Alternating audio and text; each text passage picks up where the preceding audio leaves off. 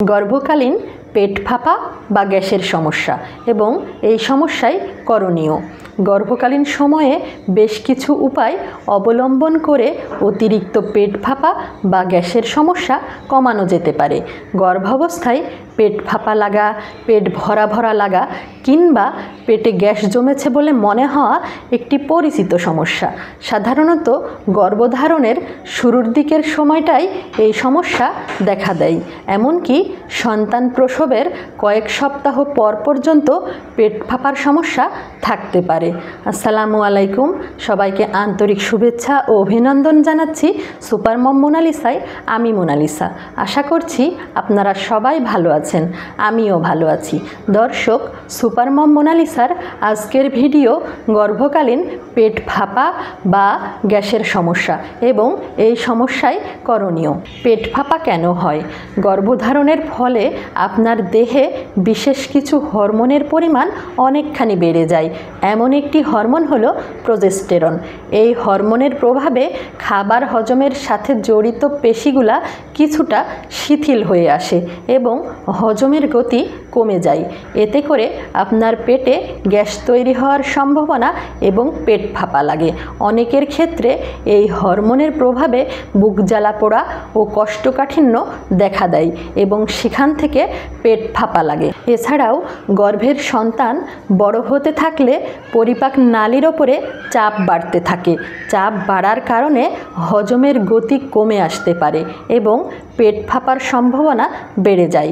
উল্লেখ্য, স্বাভাবিক অবস্থায় পেট ফাঁপার কারণগুলো এ সময় আপনার পেট ফাঁপা লাগার পেছনে দায়ী থাকতে পারে। যেমন ঠিকমতো চিবিয়ে চিবিয়ে খাবার না খাওয়া, খাবার সময়ে কথা বলার কারণে পেটে বাতাস ঢোকা এবং যেসব খাবারে গ্যাস বেশি হয় সেগুলো খাওয়া। গর্ভাবস্থায় পেট ফাঁপা কমানোর উপায়। গর্ভকালীন সময়ে অল্প মাত্রায় পেট ফেঁপে যাওয়া সাধারণত বড় রকমের কোনো সমস্যা সৃষ্টি করে না, তবে এটা কমানোর জন্য বেশ কিছু উপায় অবলম্বন করা যেতে পারে। কোষ্ঠকাঠিন্য দূর করতে পানি ও আঁশযুক্ত খাবার খাওয়া। গর্ভাবস্থায় অনেকেই কোষ্ঠকাঠিন্যে ভোগে। কোষ্ঠকাঠিন্য গর্ভাবস্থায় পেটে গ্যাস জমার অন্যতম কারণ। কোষ্ঠকাঠিন্য হলে পরিপাক নালীতে গ্যাস জমে পেট ফেঁপে যেতে পারে। কোষ্ঠকাঠিন্য দূর করতে প্রচুর পরিমাণে পানি পান করা এবং আঁশযুক্ত খাবার খাওয়া গুরুত্বপূর্ণ। একজন সুস্থ নারীর গর্ভাবস্থায় দৈনিক গড়ে 2 থেকে 3 লিটার বা 8 থেকে 12 গ্লাস পানি পান করা উচিত। বোতল অথবা স্ট্র দিয়ে পানি না খেয়ে কাপ অথবা গ্লাস দিয়ে পানি পান করবেন, কারণ বোতল অথবা স্ট্র দিয়ে পেটে বেশি বাতাস ঢোকার সম্ভাবনা রয়েছে। পেটে বেশি বেশি বাতাস ঢোকার ফলেও পেট ফাঁপা হয়ে থাকে। খাবারের তালিকায় ফাইবারের পরিমাণ আস্তে আস্তে বাড়াবেন। একেবারে অনেক বেশি আঁশযুক্ত খাবার খাবেন না, কারণ আঁশযুক্ত খাবার হজম হতে একটু বেশি সময় লাগে। খাবার বেশি সময় ধরে পরিপাক নালীতে থাকলে পেট ফাঁপার সমস্যা হতে পারে। যেসব খাবারে গ্যাস হয় সেগুলো এড়িয়ে চলা। যেসব খাবারে আপনার গ্যাস হওয়ার প্রবণতা রয়েছে সেগুলো এই সময় না খাওয়াই উত্তম। এক একজনের ক্ষেত্রে এক এক ধরনের খাবার খাওয়ার পরে পেটে গ্যাস হতে পারে। তাই আপনার কোন কোন খাবারে পেট ফেঁপে যাচ্ছে সেটি নিবিড়ভাবে লক্ষ্য করে সেগুলো এড়িয়ে চলার চেষ্টা করুন। কিছু খাবার তুলনামূলকভাবে বেশি গ্যাস তৈরি করে। এসব খাবারের তালিকায় রয়েছে আপেল, নাশপাতি, আম, পেঁয়াজ, ফুলকপি, বাঁধাকপি ও ব্রোকলি।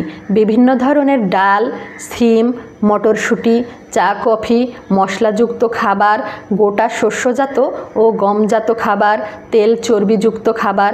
আপনার যদি গর্ভধারণের আগে থেকেই দুধ পান করার কারণে পেট ফাঁপাসহ হজম সংক্রান্ত সমস্যা দেখা দেয়, তাহলে গর্ভাবস্থায় দুধ পানের পরিমাণ বাড়িয়ে দিলে সমস্যাগুলোও বেড়ে যেতে পারে। পেটে বাতাস ঢোকা কমাতে ধীরে সুস্থে খাওয়া। খুব দ্রুত খাবার খেলে খাবারের সাথে সাথে বেশি পরিমাণে বাতাস পেটে চলে যায়। সেই সাথে খাবার ঠিকমতো না চিবিয়ে গিলে ফেললে তা হজম হতে বেশি সময় নেয় এবং গ্যাসও বেশি তৈরি করে। এজন্য ধীরে সুস্থে খাবার খান।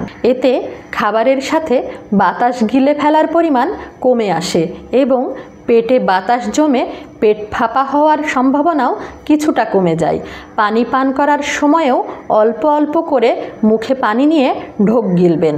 এক নাগাড়ে ঢক ঢক করে পানি পান করবেন না। মুখ বন্ধ করে খান। খাবার খাওয়ার সময়ে মুখ বন্ধ করে ভালো মতো চিবিয়ে খাবেন। এতে করে বাতাস গিলে ফেলার সম্ভাবনাও কমবে এবং হজমেও উপকার হতে পারে। এছাড়া খাবার খাওয়ার সময়ে কথা বলা থেকে বিরত থাকলেও খাবারের সাথে বাতাস গিলে ফেলার পরিমাণ কমাতে পারবেন। ধূমপান এড়িয়ে চলুন। ধূমপান করা এবং চুইংগাম চিবানোর সময়েও পেটে বেশি বাতাস ঢোকার সম্ভাবনা থাকে, তাই এগুলো থেকে বিরত থাকার চেষ্টা করুন।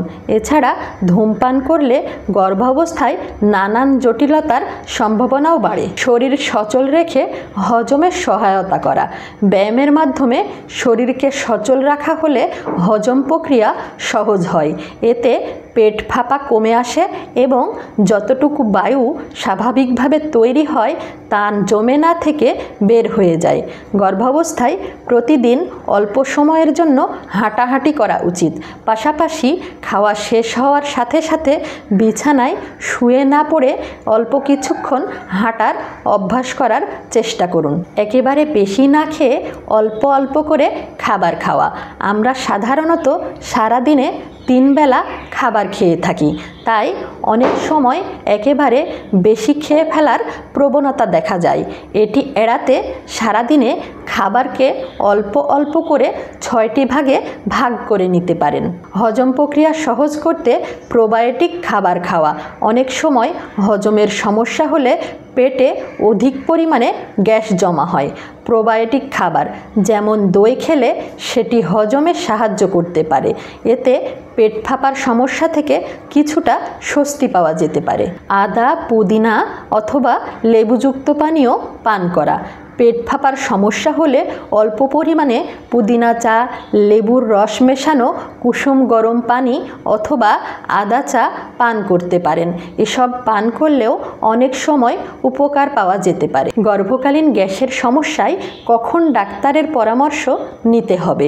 যদি পেট ফাঁপার সমস্যা ধীরে ধীরে পেট ব্যথা, পেটে টান ধরা বা খিল ধরার রূপ নেয় তখন ডাক্তারের পরামর্শ নেওয়া উচিত। কারণ এরকম ব্যথা গর্ভকালের শুরুতে বদহজম, ইনফেকশন অথবা খাদ্যে বিষক্রিয়া থেকে হতে পারে। এমনকি গর্ভকালের শেষের দিকে প্রি-এক্লাম্পসিয়া নামক মারাত্মক স্বাস্থ্য জটিলতা থেকেও হতে পারে। আবার আপনার পেটে অস্বস্তি ভাবের কারণ আদৌ পেট ফাঁপা নাকি অন্য কিছু, এই নিয়ে মনে সন্দেহ থাকলে নিজে নিজে কোনো পদক্ষেপ নেওয়ার চেয়ে ডাক্তারের পরামর্শ নেওয়াই ভালো। সবাই ভালো থাকবেন, সুস্থ থাকবেন, নিরাপদে থাকবেন। কথা হবে সামনের ভিডিওতে নতুন কোনো বিষয় নিয়ে। আল্লাহ হাফেজ।